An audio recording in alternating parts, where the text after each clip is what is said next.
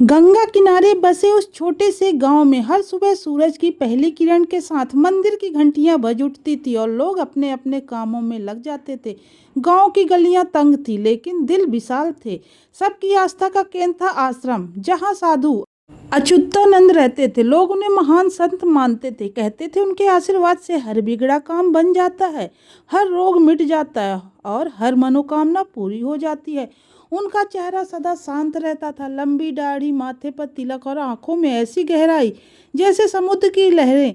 कोई सोच भी नहीं सकता था कि उस चेहरे के पीछे एक और चेहरा छिपा है, एक ऐसा चेहरा जो दुनिया से छुपा हुआ है। गांव में एक युवती थी, रेवा, साधारण घर की बेटी, पर उसकी सुंदरता असाधारण थी। गेहुआ रंग, बड़ी बड़ी आंखें और चेहरे पर मासूमियत का उजाला। उसके पिता बीमार थे, माँ का देहांत बरसों पहले हो गया था, इसलिए रेवा ही घर की देखभाल करती थी। जब उसके पिता की बीमारी बढ़ी तो गांव वालों ने सलाह दी कि वह साधु अच्युतानंद के पास जाए। वे तो स्वयं भगवान का रूप हैं, उनके स्पर्श मात्र से रोग मिट जाते हैं। रेवा ने झोला उठाया और पिता को सहारा देकर आश्रम तक पहुंची। साधु अच्युतानंद ने उन्हें देखा और क्षण भर के लिए उनकी सांसें थम गई। रेवा का चेहरा उनके भीतर एक अजीब हलचल पैदा कर गया। अब तक जिन स्त्रियों को उन्होंने साध्वी, माया और मोह का रूप कहकर त्यागने की शिक्षा दी थी, उसी माया ने अचानक उनकी साधना की जड़ों को हिला दिया। उन्होंने अपनी दृष्टि छिपाने की कोशिश की, पर उनकी आंखें बार बार रेबा पर टिक जाती थी। उन्होंने बड़े प्रेम से रेबा के पिता को बैठाया और कहा, चिंता मत करो, मैं विशेष अनुष्ठान करूंगा, तुम्हारे पिता शीघ्र स्वस्थ हो जाएंगे। गांव वाले धन्य धन्य कहने लगे, लेकिन रेबा को साधु की आंखों का वह अद्भुत कंपन कुछ और ही संकेत दे रहा था। दिन बीते, साधु हर रोज रेवा और उसके पिता को आश्रम बुलाते।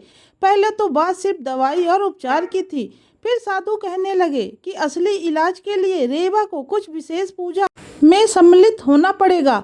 गांव वाले मानते थे कि ये सब ईश्वर का काम है, लेकिन धीरे धीरे साधु के शब्दों में एक अजीब नरमी, एक अजीब चाहत खुलने लगी।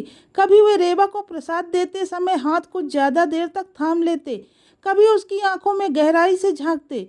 रेवा भोली नहीं थी, उसने सब महसूस किया, पर अपने पिता की बीमारी के कारण वह कुछ कह भी ना सकी। फिर एक रात साधु ने उसे अकेले बुलाया।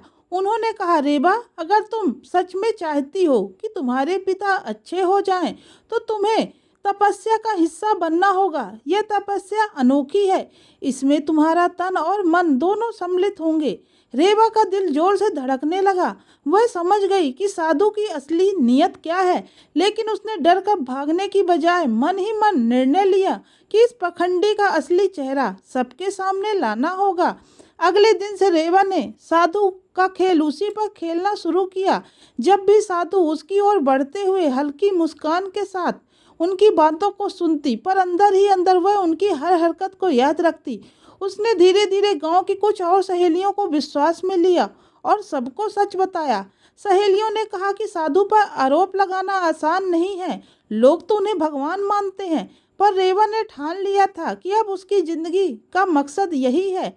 एक रात साधु ने फिर से उसे बुलाया और कहा, आज की रात विशेष है, आज अगर तुम मेरी बात मान लो तो तुम्हारे पिता तुरंत स्वस्थ हो जाएंगे। रेवा ने सिर झुका लिया और कहा, जैसा आप आदेश दें। साधु ने मोमबत्तियां जलाई, धूप बत्ती सुलगाई और गुफा के भीतर गहरे अंधेरे में उसे अपने पास बुलाया।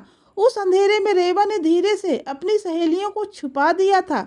जैसे ही साधु ने अपना मुखौटा उतारकर अपनी असली वासना का रूप दिखाया, सहेलियां बाहर आ गईं। सबने मिलकर शोर मचाया और गांव वालों को बुला लिया। साधु हड़बड़ा गया, पर अब बहुत देर हो चुकी थी। गांव वाले दौड़ते हुए आए और जो दृश्य देखा उससे उनकी आंखें खुल गई।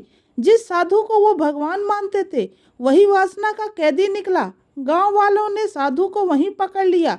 उसकी नकली महिमा चकनाचूर हो गई। रेवा के पिता सचमुच स्वस्थ हो गए, लेकिन साधु की असली बीमारी कभी ठीक ना हो सकी। गांव ने उस दिन से यह ठान लिया कि अंधविश्वास में आंख मूंदकर किसी पर भरोसा नहीं करना चाहिए। साधु को गांव से निकाल दिया गया और उसकी कहानी पीढ़ी दर पीढ़ी सुनाई जाने लगी। साधु की वासना। यह कहानी आपको कैसी लगी है कमेंट्स करके ज़रूर बताइएगा।